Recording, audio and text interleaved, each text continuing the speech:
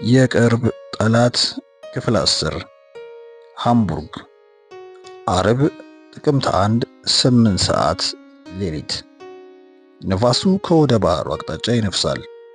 አየሩ ቀዝቃዛና እርጥበት ያዘለ ነው። በሃምቡርግ በሚገኘው ሪፐር ባሃን በተሰኘው አካባቢ መንገዶች የተከለከለውን የከተማዋን የኃጢአት ፍሬ ለማጣጣም በቋመጡ ጎብኚዎች ተጨናንቀዋል። በሪፐር ባሃን ተፈልጎ የማይገኝ ነገር የለም። መጠጥ፣ አደንዛዥ እጽ፣ ሴቶች ወይም ወንዶች፣ ለከፈለ ሁሉም ነገር ሞልቷል። ዋናው መንገድ ላይ ባለ ደብዛዛ መብራት ቡና ቤቶች ተደርድረዋል። በውስጣቸው እርቃናቸውን የሚደነሱ ቆነጃጅት ወይዛዝርት ትዕይንታቸውን ያሳያሉ። ጥቂት እልፍ ብሎ እግረኞች ብቻ የሚዘዋወሩበት ሀበርት ስትራስ አለ። ከመንገዱ ዳር ባሉ የመኖሪያ ህንፃዎች መስኮት ላይ የሚቀመጡት ሴተኛ አዳሪዎች ሰውነታቸውን በግልጽ የሚያሳይ የነተበ ፒጃማ ለብሰው አላፊ አግዳሚውን ለግብይት ይጋብዛሉ። ሪፐር ባሃን የሰው ገላ የሚቸበቸብበት ትልቅ ገበያ ነው። ገንዘቡን መክፈል የቻለ የፈለገውን ሙዳ ገላ አማርጦ ይገዛል። ወግ ያጠበቀ እንደ ባልና ሚስት ያለ ቀላል ወሲባዊ አገልግሎት ያገኛል። ጥፋትን ያልፈሩ እንደ ሶዶምና ገሞራ ሰዎች አለቅጥ መጠየቅ ይችላሉ። በሪፐር ባሃን የ12 ዓመት ሴት ወይም ወንድ ልጆችን ገላ መሸመት አሊያም ከእናትና ልጅ ጋር መተኛት ይቻላል። ምርጫው ከሰው የማይገጥመው አንዱ ወጠምሻ ገንዘብ ተከፍሎት አንዲቷን ሴት ሲያዝናና ተቀምጦ ይመለከታል። ሪፐር ባሃን ለሁሉም እንደ ምርጫው የሚሆን ነገር ስለማይታጣባት በጣም ትኩራራለች። አጫጭር ቀሚሶች ከሰውነታቸው ጋር የተጣበቁ ስስ ልብሶችን የለበሱ ወጣት ሴተኛ አዳሪዎች ወንድ ሴት ጥንድ ሳይሉ ሁሉንም እያማለሉ በእግረ መንገዶቹ ላይ ይርመሰመሳሉ። የካሜራ ባለሙያውስ ቀስ እያለ በመንገዱ ላይ ሲንጎራደድ በርካታ ሴቶችና ፊታቸው በቀይ ቀለም የደመቀ ወንዶች አሰፍስፈው ይከታተሉታል። ከመካከላቸው ከ18 ዓመት ያልዘለለች አንዲት ወጣት እስኪያይ ድረስ ትኩረት አልሰጣቸውም። ወርቃማ ፀጉር አላት። ግድግዳ ተደግፋ ከሴት ጓደኛዋ ጋር ታወራለች። ወደ እሷ ሲቀርብ ዞር አየችውና ፈገግ አለች። የኔ ቆንጆ መዝናናት ትፈልጋለህ? እኔና ጓደኛዬ በጥሩ ሁኔታ ልናዝናና እንችላለን። ሰውየው በደንብ ተመለከታትና አንቺን ብቻሽን ነው የሚፈልግሽ አላት። ሌላዋ ሴት ትከሻዋን ነቅንቃ ዞር አለችላቸው። ስምሽ ማን ነው? ሂልዲ ፊልም መስራት ትፈልጊያለሽ? የካሜራ ባለሙያው ጠየቀ። ወጣቷ በቀዘቀዘ ስሜት ተመለከተችው። እረ ወደዚያ የማይረባ የሆሊውድ ፊልም ላይ እንድሳተፍ እንደማትጠይቀኝ ተስፋ አለኝ ያለችውን ለማረጋገጥ ይመስል በፈገግታ አያት። እንደዚህ አይደለም፣ የተሻለ ጥቅም ታገኝበታለሽ። ፊልሙ የወሲብ ፊልም ነው። ለአንድ ወዳጄ ነው የሚሰራለት። እንደዚያ ከሆነማ በቅድሚያ 500 ማርክ ትከፍላለህ። ተስማምቻለሁ። ወጣቷ ወዲያውኑ የበለጠ ክፍያ ባለመጠየቋ ተጸጸተች።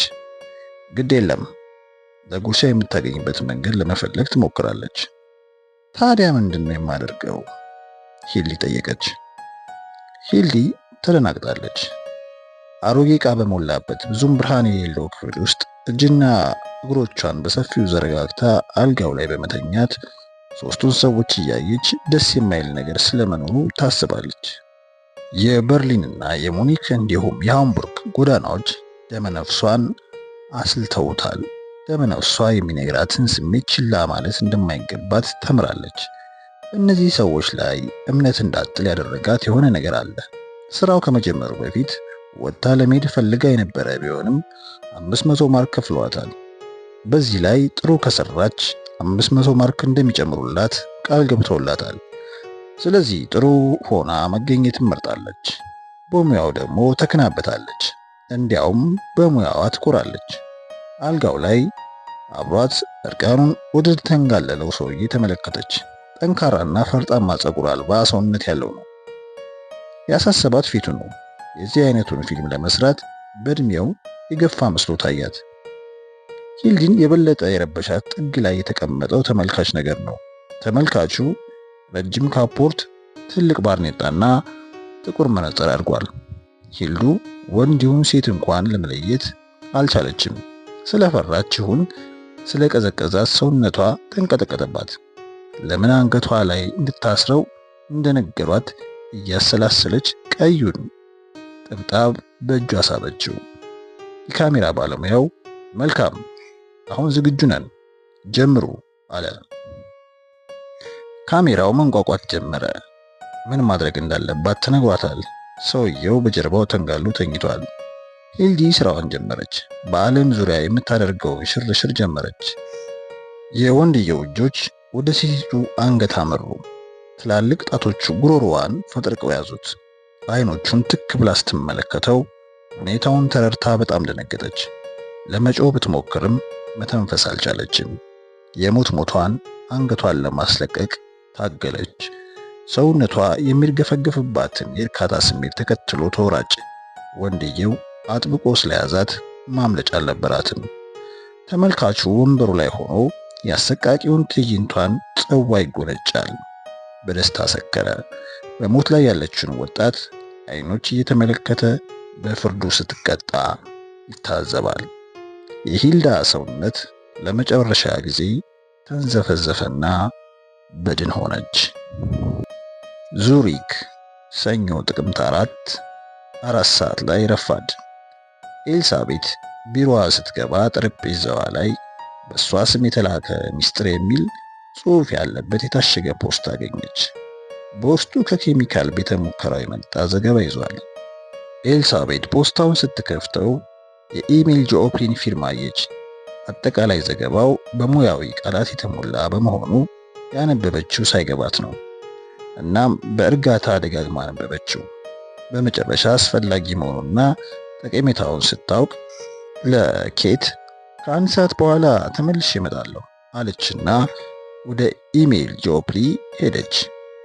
ኢሜል ጆፕሊ እድሜው ወደ 35 ዓመት ገደማ የሆነ ረጅምና ቀጭን ሰው ነው። ፊቱ ላይ ጠቅጣቆ ይታያል።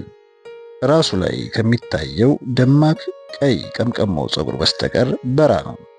ከዚህ ቀደም በትንሿ ቤተ ሙከራ ውስጥ ጠያቂዎች መጥተውበት እንደማያውቁ ሁሉ የኤልሳቤት መምጣት አላስደስተውም። ዘገባን አንብቤዋለሁ አለችው ኤልሳቤት። ሳነበው ያልገቡኝ ብዙ ነገሮች አሉ። ማብራሪያ ብትሰጠኝ ቅር እንደማትሰኝ አስባለሁ። ጆፕሊ ይህንን ሲሰማ ወዲያውኑ ድንጋጤው ለቀቀው።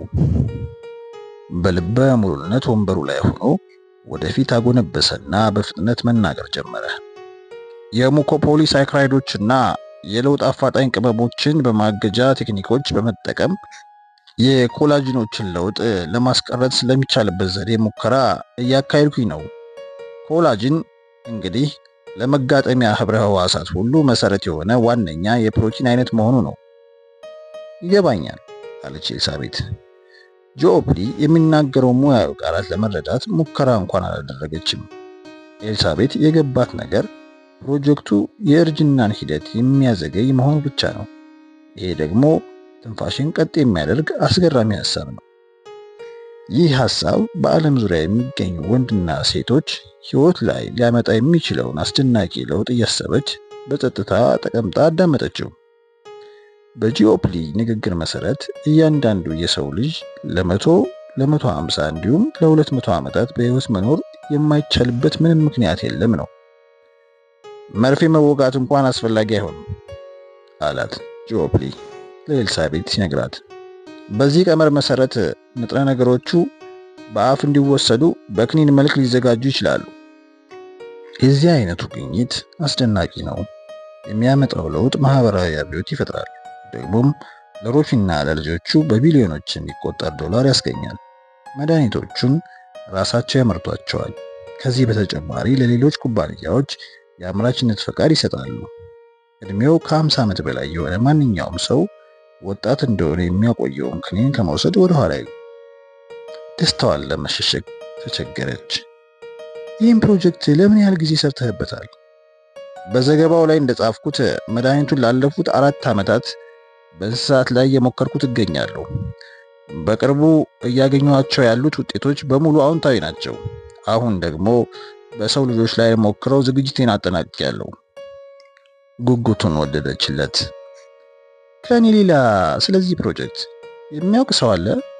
ጠየቀችው። አባትሽ ያውቅ ነበር። ፕሮጀክቱ ባለቀይ መዝገብና በከፍተኛ ደረጃ በሚስጥር የተያዘ ነው። ስለዚህ ፕሮጀክቱን አካሄድና ውጤት የማሳውቀው ለኩባንያው ፕሬዝዳንትና ለአንድ የቦርድ አባል ይሆናል። ኤልሳቤት ድንገት ሰውነቷ ተኮማተረ። ለማንኛው የቦርድ አባል? ለሚስተር ዋልተር ጋስነር። ኤልሳቤት ለአፍታ ዝም አለች። ከዚህ በኋላ በቀጥታ ለኔ ብቻ እንድታሳውቀኝ ይፈልጋሉ አለችው። ከኔ ሌላ ለማንም ስለ ፕሮጀክቱ እንዳትናገር። ጆፕሊ በአግራሞት ተመለከታት። እሺ ሚስ ሮፊ አለ። መድኃኒቶቹን በምን ያህል ጊዜ ነው በገበያ ጊዜ ልናቀርባቸው የምንችለው? ሁሉም ነገር በጥሩ መልኩ ከሄደልን ከአሁን በኋላ ከ18 እስከ 20 ወራት ቢፈጅብኝ ነው። ጥሩ ነው። ገንዘብ፣ ተጨማሪ ገዛ፣ ቁሳቁስ፣ ማንኛውም ነገር ካስፈለገህ ታሳውቀኛለህ። በተሻለ መጠን በፍጥነት ፕሮጀክቱ እንዲጠናቀቅ እፈልጋለሁ። እሺ ሚስ ሮፊ። ኤልሳቤት ከወንበሯ ላይ ስትነሳ ኢሜል ጆፕሊን ወዲያውኑ ተፈናጥሮ ተነሳ። ከአንቺ ጋር በመገናኘቴ በጣም ደስ ብሎኛል። ፈገግ አለና እያፈረ አባትሽን ወደው ነበር አላት። አመሰግናለሁ አለች ኤልሳቤት። ሳም ስለዚህ ፕሮጀክት ያውቅ ነበር። የኩባንያው ድርሻ መሸጥ ያልፈለገበት ሌላ ምክንያት ይህ ይሆን? በሩ አጠገብ ሲደርሱ ኢሜል ጆፕሊ ወደ ኤልሳቤት ዞሮ ተመለከተ። መድኃኒቱ በሰው ልጆቹም ላይ ውጤታማ መሆኑ አይቀርም። አዎን አለች ኤልሳቤት። በእርግጥም ውጤታማ መሆን አለበት። ባለቀይ መዝገብ ፕሮጀክቶች እንዴት ነው የሚያዙት? ገና ከመጀመሪያው በፊት ማለትሽ ነው? ኬተርሊንግ ጠየቀች። አዎን ከመጀመሪያው አለች ኤልሳቤት። እንግዲህ እንደምታውቂው በተለያየ የሙከራ ደረጃዎች ላይ ያሉ በመቶዎች የሚቆጠሩ በርካታ አዳዲስ ምርቶች አሉ። እነዚህ አቋረጠቻትና ቁጥጥር የሚያደርግበት ማን ነው? አለቻት ኤልሳቤት።